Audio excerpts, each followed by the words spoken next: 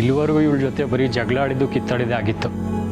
ಆದರೆ ಇವತ್ತು ಇವಳತ್ತು ನಮ್ಮನ್ನು ಅಳಿಸ್ಬಿಟ್ಲು.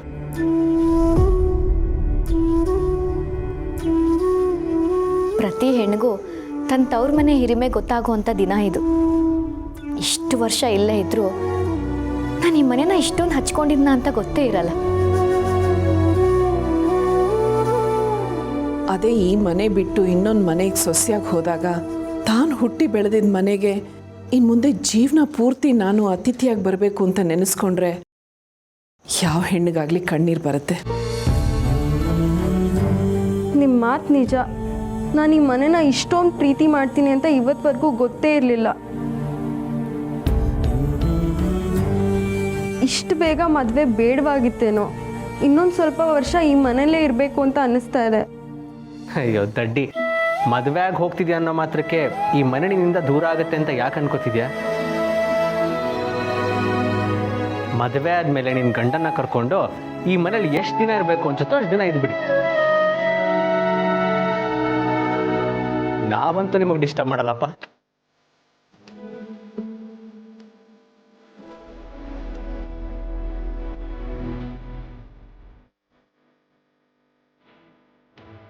ನಿಮ್ಮ ತಂಗಿ ಮದುವೆಗೆ ಅಂತ ನೀವು ತಂದಿರೋ ಉಡುಗೊರೆ ಇದು. ನೀವೇ ನಿಮ್ಮ ಕೈಯಾರ ಕೊಡಿ.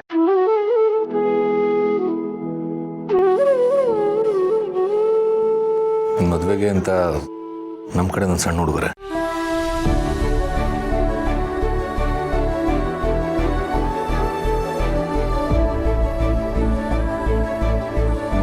ಸಮರ್, ಈ ದಿನ ನೀನು ಮದುವೆ ದಿನನೇ ಕೊಡ್ಬೋದಿತ್ತಲ್ಲ.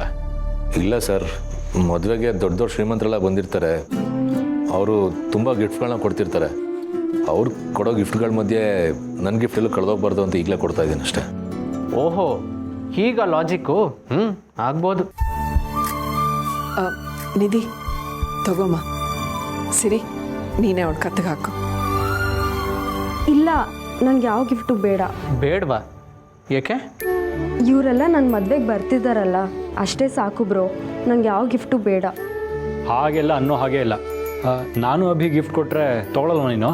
ತೊಗೊಳೋದೇನೋ ಕಿತ್ಕೋತೀಯ.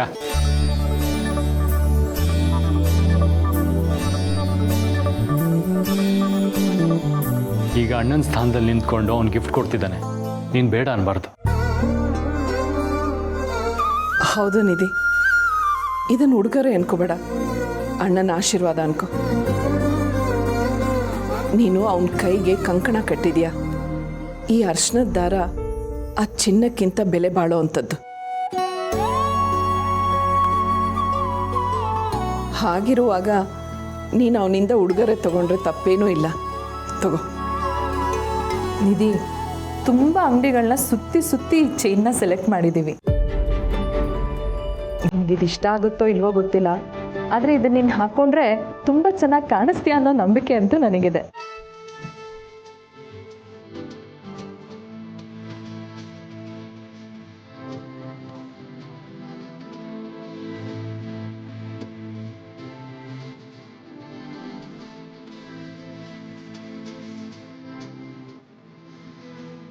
ತಂಗಿಗೆ ಬರೀ ಉಡುಗೊರೆ ಕೊಟ್ಟರೆ ಸಾಲದು. ಅವಳ ಕಷ್ಟ ಕಾಲದಲ್ಲಿ ಅವಳು ರಕ್ಷಣೆಯಾಗಿದ್ದು ಅವಳು ಜೊತೆಯಾಗಿರಬೇಕು. ಮನೆ ಹೆಣ್ಮಕ್ಳು ಸಂತೋಷವಾಗಿದ್ದರೆ ತವ್ರ ಮನೆಗೆ ಪುಣ್ಯ ಬರುತ್ತೆ. ನಮ್ಮನೆ ನಂದಾದೀಪನ ಇನ್ನೊಬ್ರು ಮನೆಗೆ ಕೊಡ್ತಾ ಇದ್ದೀವಿ, ಆದರೆ ಅವಳ ಪ್ರೀತಿನ ಇಲ್ಲೇ ಉಳಿಸ್ಕೊತಾ ಇದ್ದೀವಿ.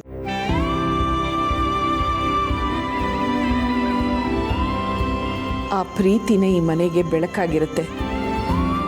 ನೀವು ಅಣ್ಣಂದ್ರು ಆ ಬೆಳಕಿಗೆ ಯಾವಾಗಲೂ ರಕ್ಷೆಯಾಗಿರಬೇಕು. ಖಂಡಿತ ಇರ್ತೀವಮ್ಮ. ಅದೇ ಮತ್ತೆ, ನೀವು ಹೇಳಾದ್ಮೇಲಂತೂ ಇಲ್ಲ ಅನ್ನೋ ಮಾತೇ ಇಲ್ಲ. ಈ ನಮ್ಮ ಚಿನ್ಕುರುಳಿ ಯಾವಾಗಲೂ ನಗ್ನಗ್ತಾ ಇರಬೇಕು, ಹಾಗೆ ನೋಡ್ಕೋತೀವಿ. ಅದೆಲ್ಲ ಓಕೆ. ನೀವಿಬ್ರು ಬರೀ ನನ್ನ ಮಾತಲ್ಲೇ ಮರಳು ಮಾಡ್ತಿದ್ದೀರಲ್ಲ, ನೀವಿಬ್ರು ಏನು ಗಿಫ್ಟ್ ಕೊಡೋದಿಲ್ವಾ? ಕೊಡಲ್ವಾ ಅಂತ ಕೇಳಬೇಡ ನಿಧಿ, ಕೊಡಿ ಅಂತ ದಬಾಯಿಸು. ನಿನ್ನ ಸಪೋರ್ಟಿಗೆ ನಾವೆಲ್ಲರೂ ಇದ್ದೀವಿ. ನಾನು ಸಪೋರ್ಟ್ ಮಾಡ್ತೀನಿ. ಹಾಗಿದ್ರೆ ನಾನು ಇರ್ತೀನಿ. ಓ, ಸಮಸ್ಯೆ ಈಗ ದೊಡ್ಡದಾಯ್ತಲ್ಲ. ಈಗೇನೋ ಗಿಫ್ಟು ನಿಧಿ ಒಬ್ಬಳಿಗೇನಾ ಅಥವಾ ನಿಮ್ಮೆಲ್ರಿಗೂನಾ? ಎಲ್ರಿಗೂ ಕೊಟ್ಟರು ತಪ್ಪೇನಿಲ್ಲ.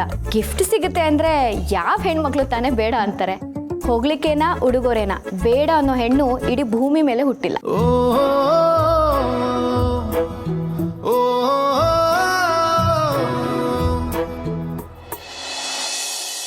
ಅಲ್ಲ ಇದೇನು ನನಗೆ ಆಡಕ್ಕೆ ಬರಲ್ಲ ಅಂತ ನನ್ನ ಕಾಯಿಗಳೆಲ್ಲ ತೆಗೆದು ಪಕ್ಕಕ್ಕೆ ಇಡ್ತಾ ಇದ್ದೀರಾ ನೀವು?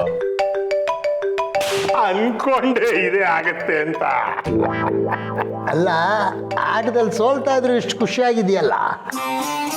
ರವೀಂದ್ರ ಅವರೇ, ನೀವು ಆಡೋ ಆಟಕ್ಕೆ ತಂತ್ರ ಬೇಕು, ಆದ್ರೆ ನಾನು ಆಡೋ ಆಟಕ್ಕೆ ಕುತಂತ್ರ ಇದ್ರೆ ಸಾಕು.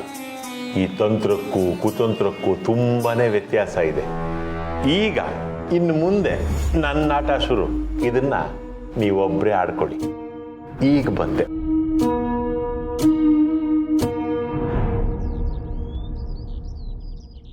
ಹಲೋ, ಎಲ್ಲಿದ್ದೀರಾ ನೀವು?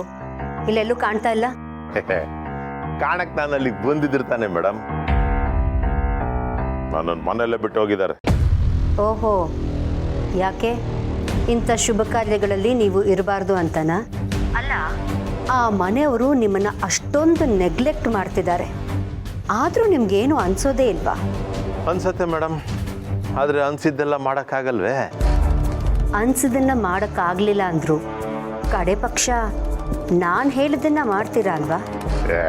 ಖಂಡಿತವಾಗ್ಲೂ ಮಾಡ್ತೀನಿ ಮೇಡಮ್. ನೀವು ಹೇಳಿದ ಕೆಲಸ ಮಾಡಿದ್ರೆ ತಾನೇ ನನಗೂ ಒಂದಷ್ಟು ಪೇಮೆಂಟು ಅಂತ ಆಗೋದು. ಏನು ಮಾಡ್ಬೇಕು ಹೇಳಿ ಮೇಡಮ್?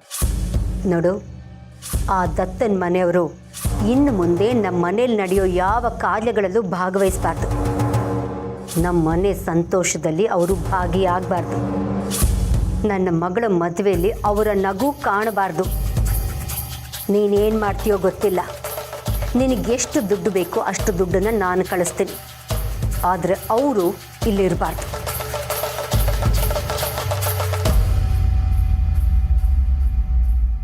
ಅವ್ರು ಇರಬಾರ್ದ? ಏನು ಮಾಡ್ಬೋದು ನಾನು? ಲಕ್ಷ್ಮೀ ಪೂಜೆನೂ ಆಯಿತು, ಇನ್ನೇನು ಚಪ್ರ ಪೂಜೆ ಸ್ಟಾರ್ಟ್ ಆಗುತ್ತೆ. ಮಾಮ್ ಡ್ಯಾಡ್ ಇನ್ನೂ ಬಂದಿಲ್ಲ, ಅವ್ರೇನು ಬರ್ತಾರೋ ಇಲ್ವೋ? ನಿಂತ್ಕೋ. ಈಗ ನಿನಗೆ ಸಮಾಧಾನ ಆಯ್ತಾ? ಮಾಮ್ ಡ್ಯಾಡ್ ಇನ್ನೂ ಬಂದಿಲ್ಲ, ನಿನ್ನಿಂದ ಆಗಿನೇ ಅವ್ರು ಇಲ್ಲಿಗೆ ಬರದೇ ಇರೋ ಹಾಗಾಯಿತು. ಒಂದು ರೀತಿಲಿ ಡ್ಯಾಡ್ ಹೇಳಿದ್ದು ನಿಜಾನೇ, ನೀನು ದುರದೃಷ್ಟದ ಮಗುನೇ. ನಿನ್ನ ಮಗಳು ಅಂತ ಗೊತ್ತಾದ ಮೇಲೆ ಅವ್ರಿಗೆ ಮನೆ ಸಂಬಂಧನೇ ಮುರಿಯೋ ಹಾಗಾಯಿತು. ಹಾಗಂತ ನೀನು ಅಂದ್ಕೊಂಡಿದ್ಯಾ, ಆದರೆ ಇದು ಯಾವುದಕ್ಕೂ ನಾನು ಕಾರಣ ಅಲ್ಲ. ಅವರೇ ಇದನ್ನೆಲ್ಲ ಮಾಡ್ಕೊಂಡಿದ್ದು. ಆದರೆ ಇದೆಲ್ಲದರಿಂದ ಶಿಕ್ಷೆ ಅನುಭವಿಸ್ತಾ ಇರೋದು ನಾನು. ಹಾಗಂತ ಅವ್ರ ಮನೆಗೆ ಬರಬಾರ್ದು ಅನ್ನೋ ಮನಸ್ಸು ನನಗಿಲ್ಲ. ಅವ್ರು ಬಂದರೆ ನಿನಗೆಷ್ಟು ಸಂತೋಷ ಆಗುತ್ತೋ ನನಗೂ ಅಷ್ಟೇ ಸಂತೋಷ ಆಗುತ್ತೆ. ಅವ್ರಿಗೆ ಬರೋಕ್ಕೆ ಮನಸ್ಸಿಲ್ಲ ಅಂದರೆ ನಾನೇನು ಮಾಡೋಕ್ಕಾಗತ್ತೆ?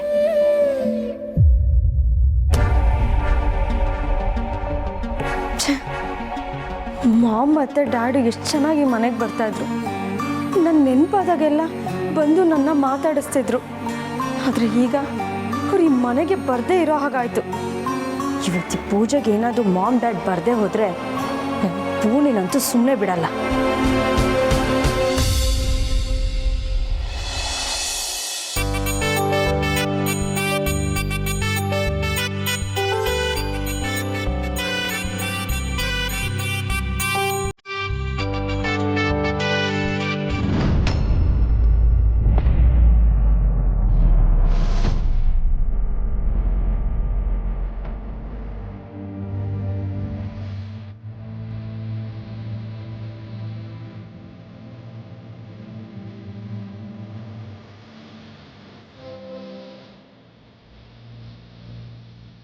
ಏನು ನಾನು ಥ್ಯಾಂಕ್ಸ್ ಹೇಳಿ ಅಂತ ನಾನು ಹಿಡ್ಕೊಂಡ್ಯಾ? ನಿನ್ನ ಥ್ಯಾಂಕ್ಸ್ ಯಾರಿಗೆ ಬೇಕು? ನಾನು ಕೊಡ್ಸಿದ ಶರ್ಟ್ ನೆಲಕ್ಕೆ ಬಿದ್ದು ಕೊಳೆ ಆಗಬಾರ್ದು ಅಂತ ಹಿಡ್ಕೊಂಡೆ ಅಷ್ಟೇ. ನನಗೆ ಪೆಟ್ಟಾದರೂ ಪರವಾಗಿಲ್ಲ, ನಿನ್ನ ಶರ್ಟ್ ಕೊಳೆ ಆಗಬಾರ್ದಲ್ವಾ? ಶರ್ಟ್ ಒಳಗಿರೋದು ನೀನೇ ತಾನೆ. ಶರ್ಟ್ ಕೊಳೆ ಆಗಿಲ್ಲ ಅಂದರೆ ನಿನಗೆ ಹೇಗೆ ಕೆಟ್ಟಾಗತ್ತೆ? ಸಮರ್ಥ ಆ ಅರ್ಥದಲ್ಲಿ ಹೇಳ್ತಿದ್ದಾನೆ. ಹಾಗೇನಿಲ್ಲ ಸರ್, ನನ್ನ ಕನ್ಸನ್ನಿರೋದು ಆ ಶರ್ಟ್ ಬಗ್ಗೆ ಅಷ್ಟೇ. ನನಗೂ ಅಷ್ಟೇ. ನಾನು ಬಿದ್ದು ಪೆಟ್ಟು ಮಾಡ್ಕೋತಿದ್ದೆ ಹೊರತು ಈ ಶರ್ಟ್ ಏನು ಕೊಳೆ ಆಗಕ್ಕೆ ಬಿಡ್ತಾರಲಿಲ್ಲ.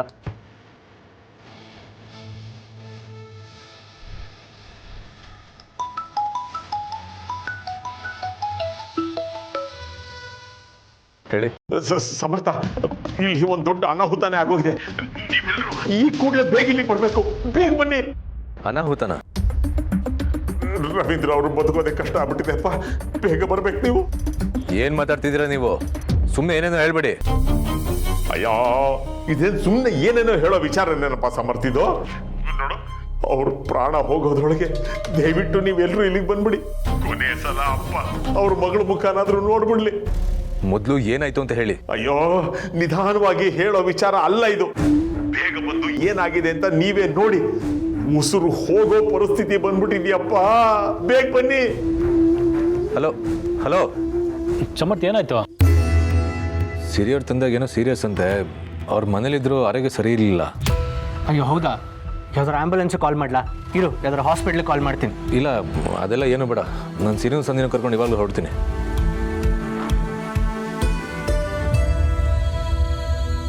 ಸಿರಿ ಅಮ್ಮ, ನಾವು ಇವಾಗಲೂ ಮನೆಗೆ ಹೊರಡಬೇಕು. ಮನೆಗ? ಯಾಕೆ ಪಾಪು? ಅದು ಮನೆಯಿಂದ ಕಾಲ್ ಬಂದಿತ್ತು. ಸಿರಿಯವ್ರ ತಂದೆಗೆ ಸ್ವಲ್ಪ ಸೀರಿಯಸ್ ಆಗಿದೆ ಅಂತೆ. ತಕ್ಷಣ ಬನ್ನಿ ಅಂತ ಹೇಳ್ತಾ ಇದ್ದಾರೆ.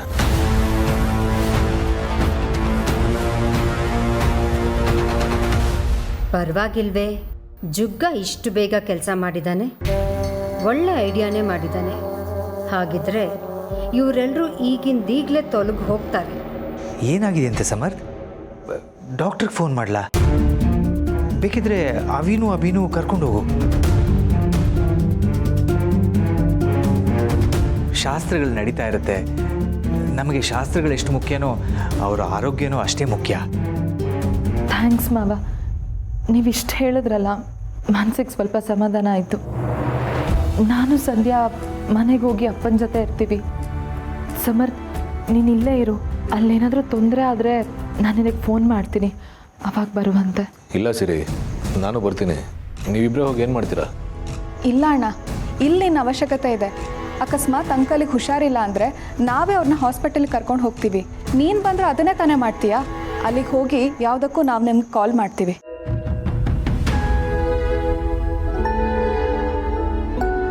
ಪುಟ್ಟ, ಅವ್ರಿಗೇನೂ ಆಗಿರಲ್ಲ ಅಂತ ನನಗನ್ನಿಸ್ತಾ ಇದೆ. ನೀನು ಹೋಗಿ ಅಲ್ಲಿ ಪರಿಸ್ಥಿತಿ ನೋಡಿ ನಮಗೆ ಕಾಲ್ ಮಾಡು. ಅಲ್ಲಿ ಸ್ವಲ್ಪ ಹೆಚ್ಚು ಕಮ್ಮಿ ಅನ್ಸಿದ್ರು ನಾನು ಸಮರ್ಥ ಬರ್ತೀವಿ. ಸಿರಿಯವರೇ, ಏನಾದರೂ ಹೆಲ್ಪ್ ಬೇಕಂದ್ರೆ ಕಾಲ್ ಮಾಡಿ. ನೀವೆಲ್ಲ ಇಷ್ಟು ಹೇಳ್ತಾ ಇದ್ದೀರಲ್ಲ, ನನಗಿನ್ನೇನೂ ಭಯ ಇಲ್ಲ. ದೇವ್ರ ಮೇಲೆ ನಂಬಿಕೆ ಇದೆ. ನಾವಿನ್ನು ಬರ್ತೀವಿ. ಸಂಧ್ಯಾ, ಹೊರಡೋಣ. ನಿಧಿ, ನಿಮಗೆಲ್ಲ ಒಳ್ಳೇದಾಗಲಿ. All the best. ನಾವು ಮತ್ತೆ ಬರ್ತೀವಿ. ಅಮ್ಮ, ಹೋಗಿ ಬರ್ತೀವಿ.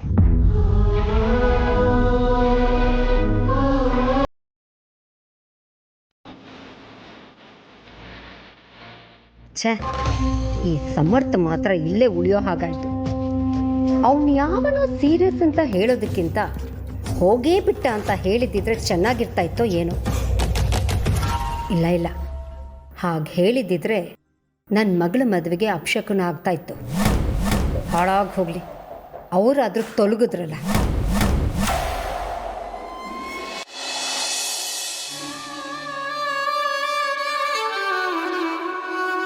ಬನ್ನಿ ಎಲ್ಲ. ತುಳಸಿಯವರೇ, ಇದೇನಿದು? ನೀವು ಪೂಜೆ ತಟ್ಟೆ ಎತ್ಕೊಂಡಿದ್ದೀರಾ?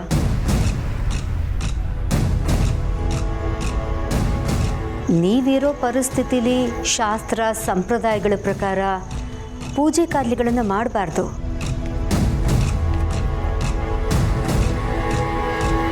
ಪೂಜೆ ಮಾಡಬೇಕೋ ಬಿಡಬೇಕೋ ಅದು ನಮಗೆ ಗೊತ್ತಿಲ್ಲ. ಒಂದು ವೇಳೆ ಸಂಪ್ರದಾಯ ಹಾಗೇ ಇರೋದಾದರೆ ಈ ಪೂಜೆನಲ್ಲಿ ಅದಕ್ಕೆ ಭಾಗವಹಿಸೋದ್ರಲ್ಲಿ ಏನೂ ತಪ್ಪಿಲ್ಲ. ಅದಕ್ಕೆ ಬನ್ನಿ ನೀವು. ನನ್ನ ಮಗಳಿಗೆ ಈ ಪೂಜೆಯಿಂದ ಎಷ್ಟು ಶ್ರೇಯಸ್ಸಾಗುತ್ತೋ ಅಷ್ಟೇ ಶ್ರೇಯಸ್ಸು ನಿಮ್ಮ ಆಶೀರ್ವಾದದಿಂದನೂ ಆಗುತ್ತೆ. ನಮಗೆ ಈ ಪೂಜೆ ಎಷ್ಟು ಮುಖ್ಯನೋ ನೀವು ನನ್ನ ಮಗಳು ಮದುವೆನಲ್ಲಿ ಇರೋದು ಅಷ್ಟೇ ಮುಖ್ಯ. ಎಂಥ ಮಾತು ಹೇಳಿದ್ರೆ ಚಿಕ್ಕಪ್ಪ, ಸೂಪರ್. ಅಮ್ಮ, ಪೂಜೆ ಟೈಮ್ ಆಯಿತು, ಬನ್ನಿ.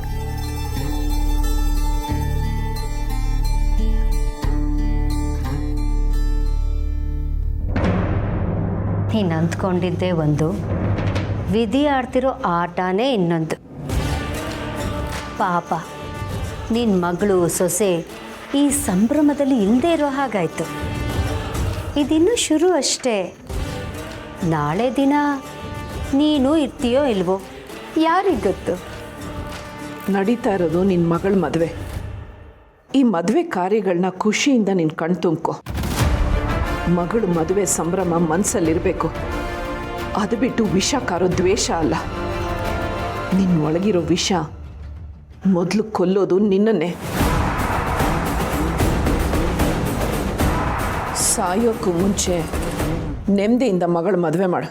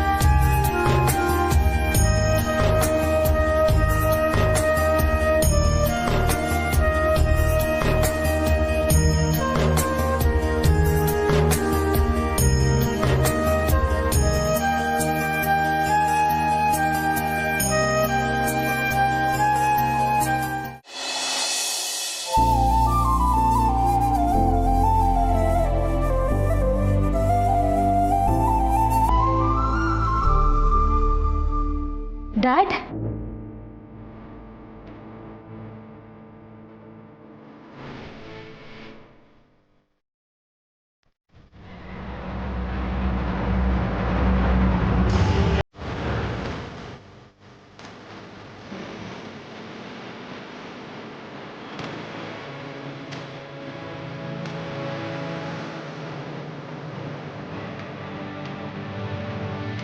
ಆಚಿಕೆ ಇಲ್ದವನು ಏನು ಅವಾಂತರ ಮಾಡೋಕ್ಕೆ ಬಂದನೋ ಏನೋ.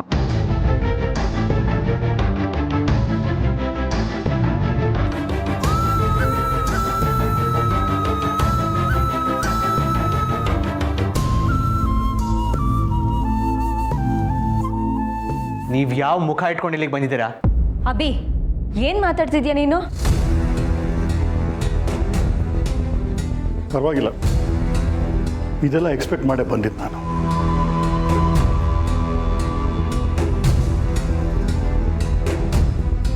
ಇನ್ವೈಟ್ ಮಾಡಿ ಇನ್ಸರ್ಟ್ ಮಾಡಿಕೊಡ್ತು. ಇದು ಮಾಧವ್ ಫ್ಯಾಮಿಲಿಗೆ ಶೋಭೆ ಅಲ್ಲ. ಹಾಗಂತ ನಿನ್ನಂತವನಿಗೆ ಒಳಗೆ ಮಹೇಶ, ಮನೆಗೆ ಬಂದಿರೋ ಅತಿಥಿಗಳ ಹತ್ರ ಈ ಥರ ಮಾತಾಡಬಾರ್ದು. ನೀವು ಬನ್ನಿ, ಕೂತ್ಕೊಂಡು ಮಾತಾಡೋಣ. ದೀಪಿಕಾ, ಅಪ್ಪ ಅಮ್ಮನ್ನ ಕರ್ಕೊಂಡು ಬಾ. ಬಾ ಡ್ಯಾಡ್, ಬನ್ನಿ.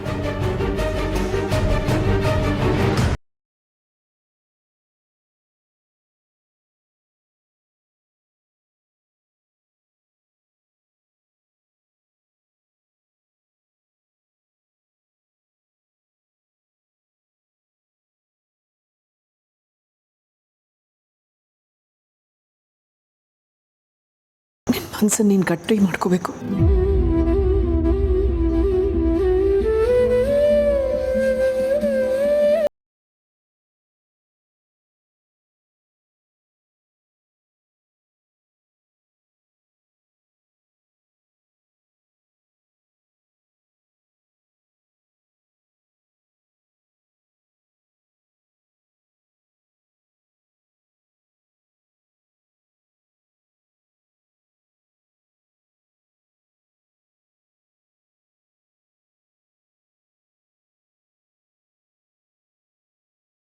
ತಾಯಿಗೆ ಮುಖ ತೋರಿಸ್ತಿರೋಷ್ಟು ಕೋಪನ?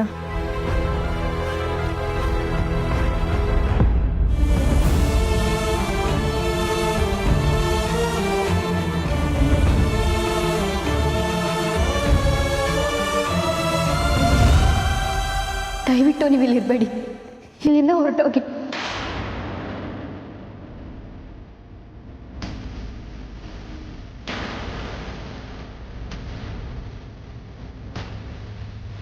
ಹುಡುಗಿ ಏನು ಹೇಳ್ತಾ ಇದೀಯಾ? ಹೌದು ಅಮ್ಮ, ಇವ್ರು ಇಲ್ಲೇ ಇದ್ದರೆ ನಾನು ಸೋತು ಹೋಗ್ತೇನೆ. ಅಪ್ಪ ಅಮ್ಮ ಬೇಕು ಅನ್ನೋ ಆಸೆ ಮತ್ತೆ ಮತ್ತೆ ಮನಸ್ಸಲ್ಲಿ ಹುಟ್ಟತ್ತೆ. ದಯವಿಟ್ಟು ಇವ್ರನ್ನ ಇಲ್ಲಿಂದ ಹೊರಟೋಗೋಕೆ ಹೇಳ್ಬೇಡಿ.